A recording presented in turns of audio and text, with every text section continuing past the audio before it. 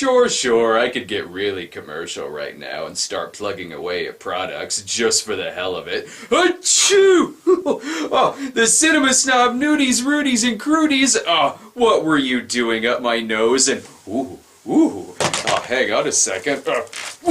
Ninja the Mission Force, you're not my penis. What were you doing in my pants? Oh, ain't that right, poster for Ninja the Mission Force?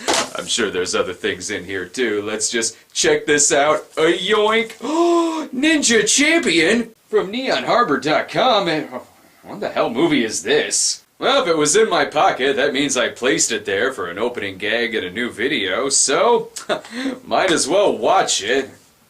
Wait a minute. Mid-1980s, Ninja in the title, my show. This isn't gonna be a damn Godfrey Ho movie, is it?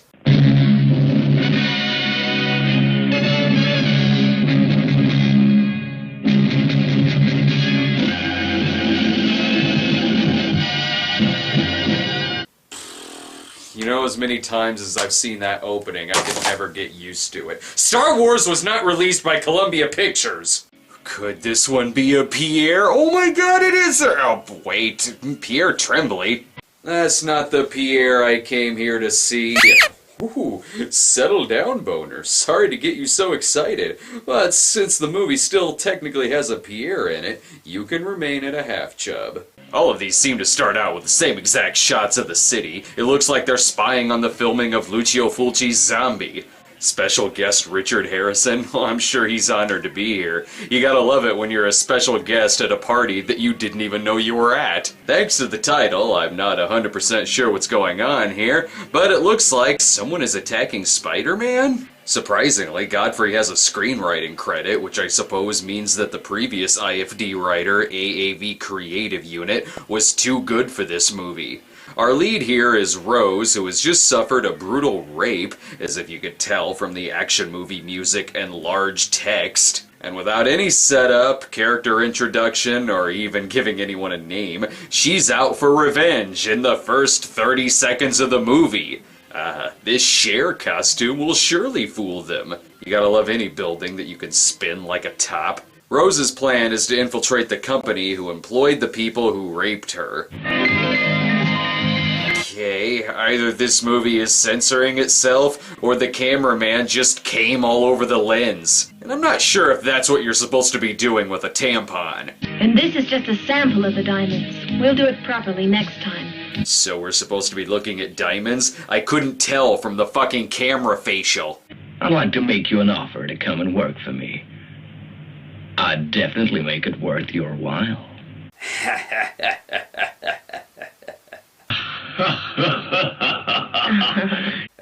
Yes, thank you, that's what I just said. If this guy were any more evil, he'd be making his wife wear a Hitler mask in bed. I'll introduce you tonight. He's the handsome one in the family. He just won the boxing championship of Asia. Okay, not everything you say has to be followed up with a We get it, you're a dickhead. Rose finds out the destination of her first culprit, a notable boxing champion. You can tell this is a party because now the cameraman is tripping the fuck out. Well then, Asian boxing champion, how about going around with me? He's also the champion of exposition, I see. Do you mind? They're filming Operation 0007 in the background. A little more room, please. When you hold me close like this, I can really feel your body. Yeah, that'll typically happen when you move closer to a person. Fortunately for her, the champ and his sideburns make it up to her room. Oh, well, we've got the whole night. I want to get these next 30 seconds over with quick. Hopefully nothing sinister will happen.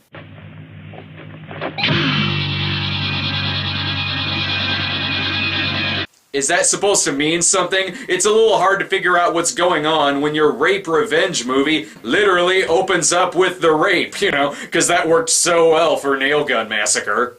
I've had it since I was a little kid. My mother left it to me. Oh.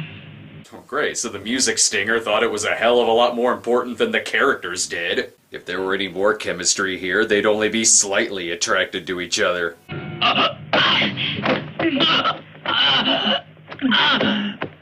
The wine! There must have been something in it! Ah, the classic blame erectile dysfunction on the wine excuse. Not the wine. My nipples. Well, ma'am, there's something seriously wrong with your nipples if you can squirt acid out of them. Now she whips the hell out of him for daring to insult her acid nipples. The antidote! Please! Give me the antidote! I thought this was reminding me of Temple of Doom. You know, if Indy were a rapist. Next step is, of course, waterboarding him, since she took her interrogation advice from Black Angus. Meanwhile, which is a term used a lot when watching Godfrey Ho movies, Interpol agent George, sure, is on the case. Who is it? It's Rose. Rose. I take it he knows who Rose is. I see they're deciding to spice up things by giving it a Miami Vice flair.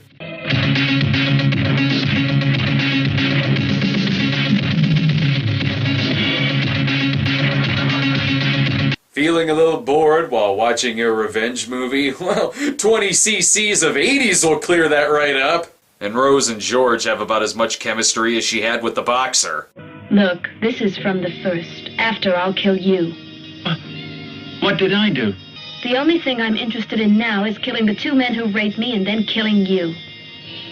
All right. She's already threatened to kill you twice, which means, are you as turned on as she is? And how do you intend to deal with your wife? I don't want to talk about her, Rose. Kiss me. Time and place, dude. I'm pretty sure making your move when she's talking about revenge and her desire to kill you goes against the dentist system. Or maybe it doesn't, I don't know.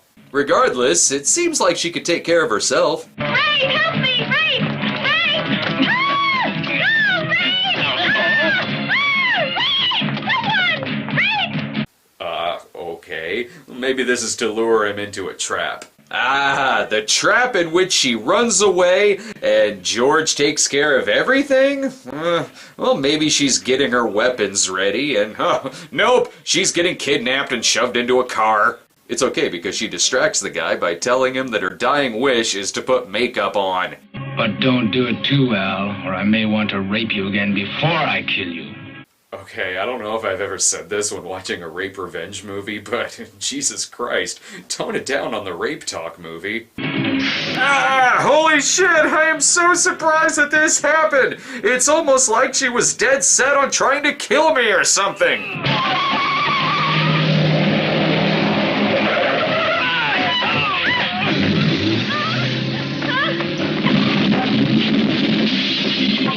I'm not 100% sure what just happened there, but thank God the cops arrived to put a stop to this wildly confusing editing. And I don't like sex scenes where I'm unsure if one of the actors is dead or not. What's the matter? Why won't you talk to me? We've only been married a month and you won't even touch me. It's just that my shit isn't working. Maybe because, I don't know, the wheelchair? Seriously, why the hell is there a wheelchair there? Not even the romantic music is helping the mood here. The victim, Mr. Ronald Chung, was in a satisfactory condition after the attack, having been stabbed and knocked over by a car. It is thought that the attacker is the same person as the one who attacked the boxing champion in the Charlotte Hotel recently. Now some more music.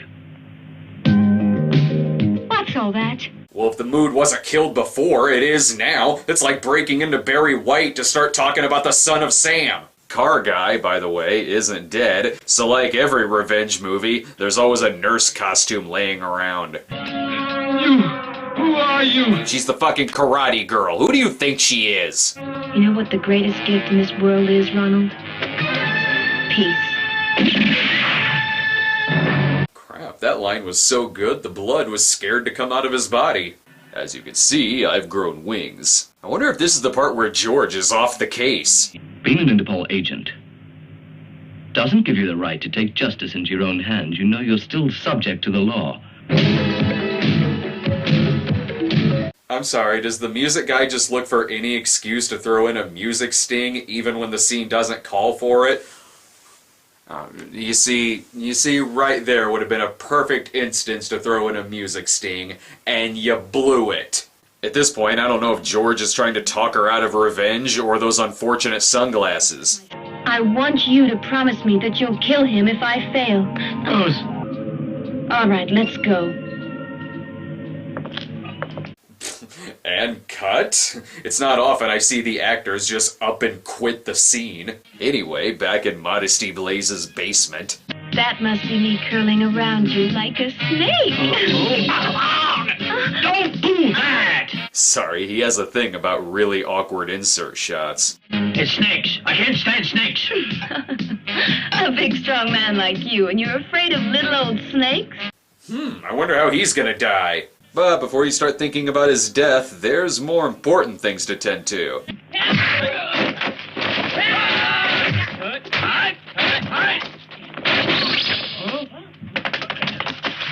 That's right, George kicking ass because, I guess, Rose is busy or something.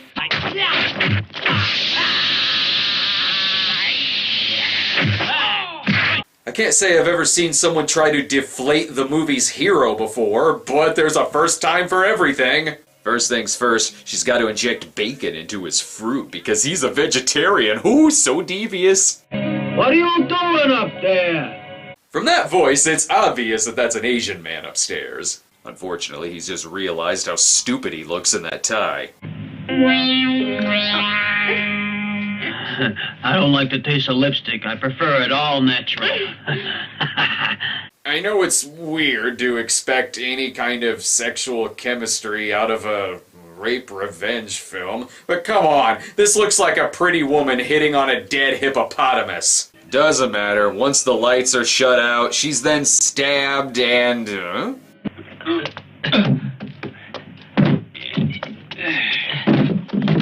You know, in a typical movie like this, I would just assume that she's still alive, but in this movie, after seeing her kidnapped half a dozen times, I can honestly buy that they just killed her off halfway through the movie. With Rose gone, why is the plot still happening? We can just forget about this. We got enough stock in hand. Once we tie up with Larry, we'll be independent. I don't believe any of you actually know a guy named Larry. We now pause the movie so that Wayne Newton can get a better view of the mountains.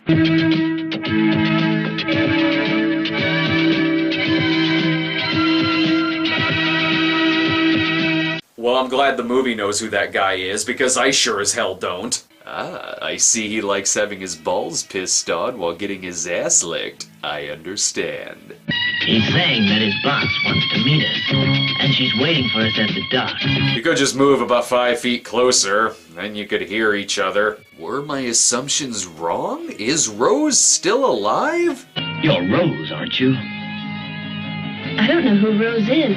My name's Cherry. She sure looks like Rose to me. Are you trying to say we all look alike? Racist. Plus, she has even more allies than before.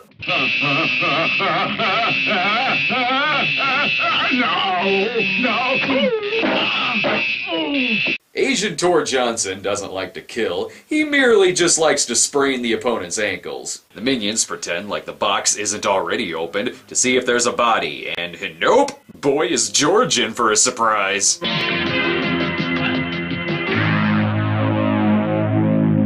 There you go, Music Sting. That's where you put in a cue like that.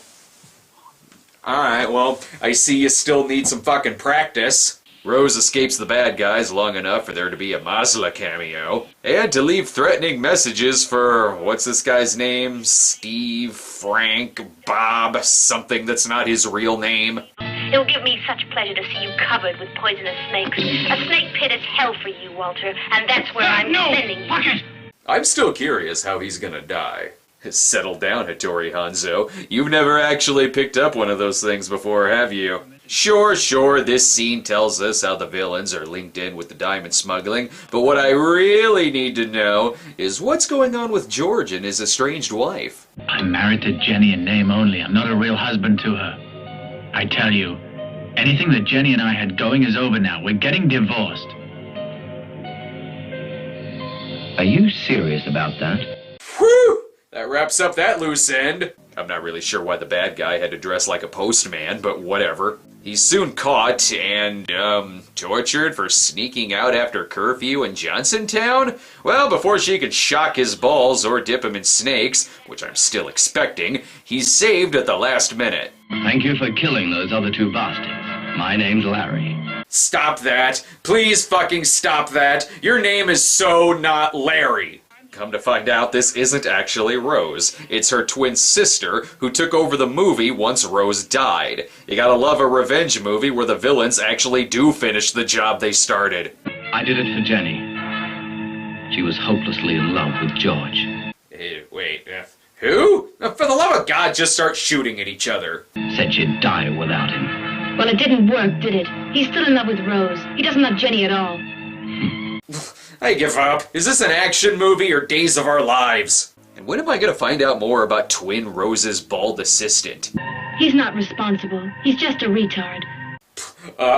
You know he can hear you, right? Don't worry. I'm sure they'll handle this in a totally dignified way.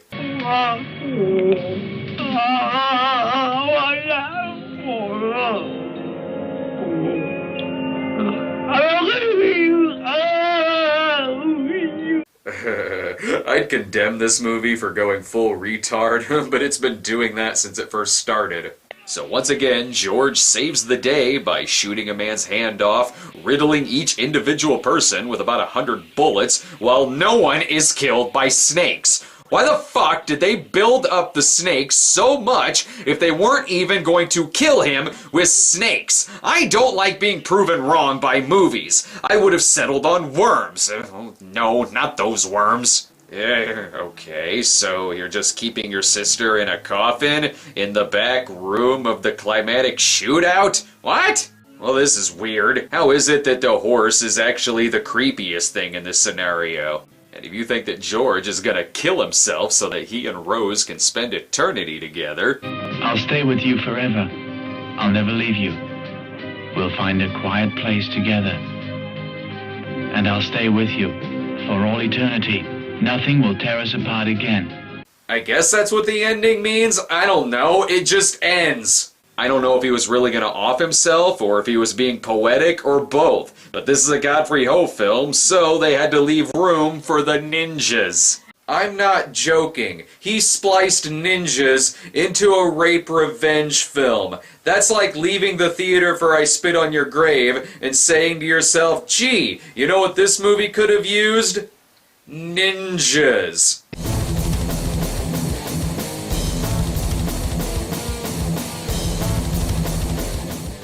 Seriously, once we find out who Rose is, this happens. Any information on those 3 photos I sent you?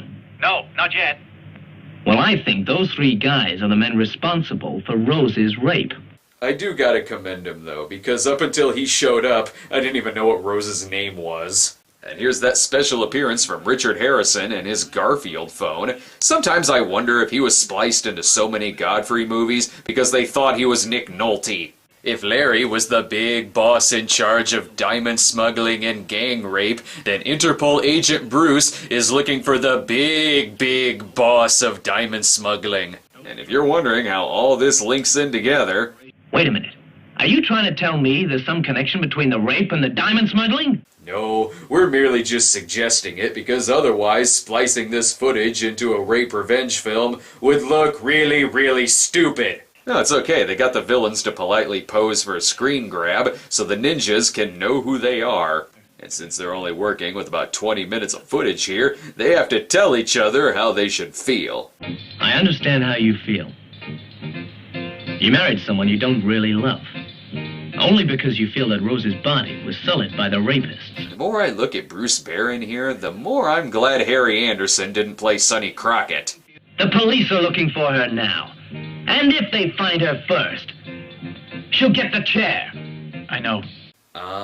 Don't you remember I Spit on Your Grave? Not a jury in the world would convict her? I'll give it this. It's easy to follow the story when it's all exposition dialogue. You are an Interpol agent with a license to kill. So the gist is that George will handle Rose and her plot, while Bruce Barron handles the other diamond smugglers who are ninjas. The targets probably have something to do with the rape, so I can only support you indirectly. Sorry about that. Yes, because, you know, we're not actually in the same room together, nor will we ever be in the same room together. While Baron may be the good Bruce, we do get to see Pierre Tremblay as evil Ninja Bruce, along with the Kung Tai Ted trio. You're the best ninjas I ever trained. Of course you can handle them. But there's a woman doing the killing for us. Well, the woman's gonna get killed about halfway through the movie, so you might as well just kick back and relax. This is seriously like watching a movie with commercial breaks, only if the commercials were ninjas fighting each other. Now that the Red Ninja's dead, we can return to our regularly scheduled program. A rape movie. What is with these guys? Are they training to fight Interpol agents or practicing for Letterman's stupid human tricks? Well, I hope I find him first. I've never killed an Interpol agent before. Now, without several hours of balance practice, you won't. This is actually how ninjas play frisbee golf with each other. You know you have an interesting filmography when you look at footage like this and ask yourself, wasn't I in this movie? Or is that just me?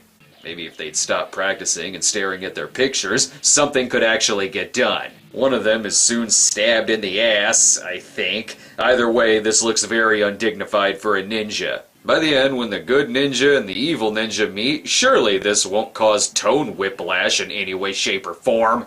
When you found out Robert was getting so big that you couldn't control him, you hired somebody to eliminate him, so you could replace him with Larry. Huh. Yep, it sounds stupid when you say it too. Let me explain the beauty of my plan. No, don't do that. I just saw the movie. I don't need you to explain it to me. I wanted Larry to replace Robert, but he was only worried about his crippled daughter. So I told him to send in his man to rape Rose. Oh my god, none of that actually happened. So you're responsible for that. Cool it. I haven't finished yet. Yes, you are finished, because the main plot line wrapped up 10 minutes ago. Rose and George got rid of Larry and Robert, while you, many thanks, got rid of my 3 heavies. With this guy summarizing the entire movie, then what the hell am I doing here? There's a fine line between a ninja fight and a preschool slap game. I mean, look, they're already on a playground. And after a quick stab in the dick, just leave him there. I'm sure the kids will find him. With it being Godfrey Ho, I guess it would be weird if the movie didn't end abruptly. But at least they didn't condense what could have been a season's worth of rather dramatic and emotional material into its last 10 minutes, leaving it feeling rather cold, glossed over, and emotionless. Thanks, How I Met Your Mother. Regardless, I can totally see why the ninjas had top billing here. Actually, I kinda can. I think they lasted longer in the movie than Rose did. Don't worry, weird Godfrey splicing into a rape movie would soon return in Crackdown Mission, when he spliced a Pierre Kirby buddy cop film into a literal remake of Miss 45. Now if you'll excuse me, let's try testing out this music cue one more time. So stupid. I know that. You've always been in love with me, but you've been too shy to tell me so.